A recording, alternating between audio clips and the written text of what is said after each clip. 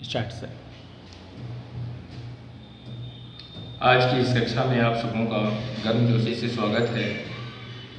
आज की इस कक्षा में 10वीं वर्ग के समाज अध्ययन के अंतर्गत आपको इतिहास का पहला पाठ द राइज ऑफ नेशनलिज्म के बारे में चर्चा की जाएगी।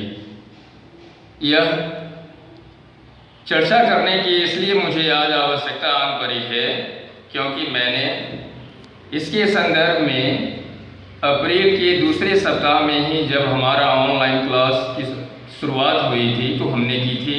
उस समय शायद हमारे बहुत सारे बच्चे आप में से जुड़े नहीं रहे होंगे, इसलिए मुझे लगा कि इसके संदर्भ में आपके साथ चर्चा की जानी चाहिए।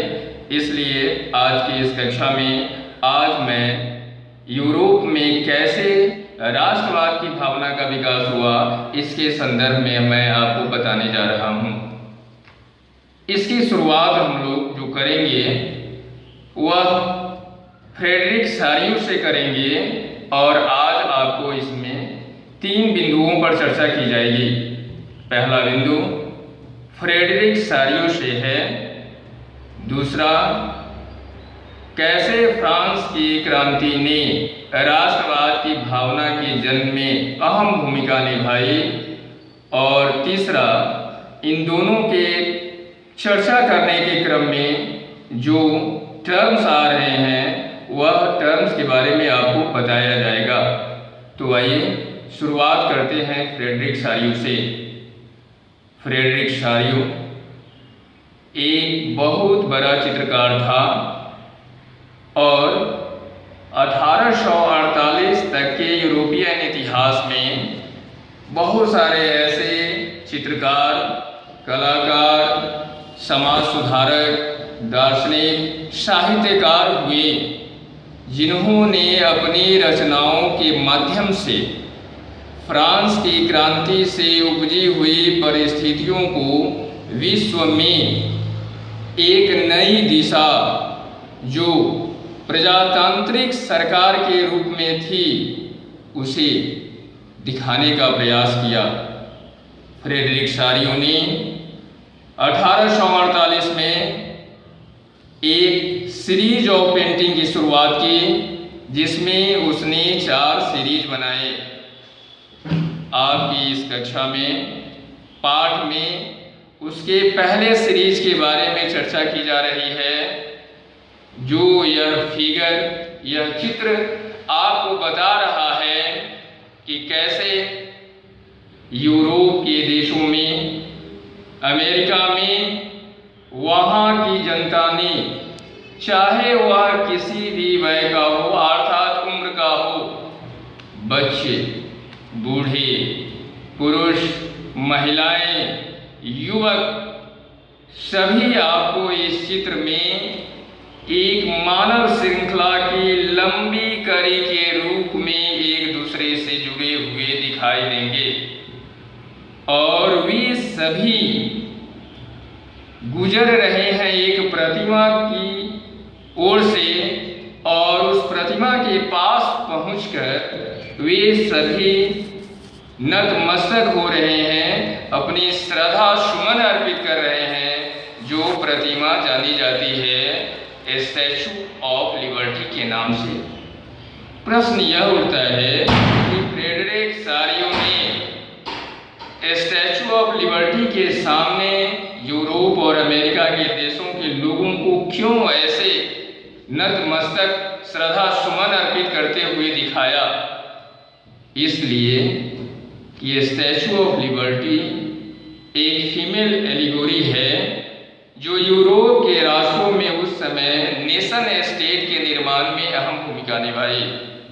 राष्ट्र के प्रतीक के रूप में महिलाओं को ही चुना गया, इसलिए एक राष्ट्र की कल्पना के रूप में एक महिला के सामने नतमस्तक होना, दिखाया जाना, यह यूरोप के इतिहास को दर्शाता है। इसमें फ्रेडरिक सारियू ने प्रजातंत्र से संबंधित समाजवादी गतिविधियां, शासन व्यवस्था को स्थापित करने का प्रयास किया और इस माध्यम से उसने उस समय प्रचलित जितने भी डेस्पोटिक पावर या एब्सोल्यूटिस्ट मोनार्की थे उसके ऊपर करारा प्रहार किया और एब्सोल्यूटिज्म और एब्सोल्यूटिस्ट मोनार्की के ऊपर उसने एक नई समाज की कल्पना की जो समाज यूटोपियन सोसाइटी के नाम से जाना गया। वास्तव में यह एक ऐसा समाज था जिसका अस्तित्व ही नहीं था। यह समाज पूर्णतया एक कल्पना पर आधारित था। जैसे आप बच्चे सुने होंगे राम राज्य की चर्चा, बिल्कुल वही राम राज्य की चर्चा वाले समाज की परिकल्पना फ्रेडरिक सारियो ने अपने इस चित्र में प्रदर्शित किया। उसे ही यूटोपियन सोसाइटी के नाम से जाना गया। उस समय यूरोप के राष्ट्रों में हर जगह अलग अलग निरंकुश राजतंत्र के खिलाफ जनता की आवाज उभर रही थी। जनता एकजुट हो रही थी। जनता अपने अलग अलग विषमताओं को, हितों को भुलाकर एकजुट होने में लगी हुई थी। हर जगह से राजतंत्र के खिलाफ आवाज निकल रही थी।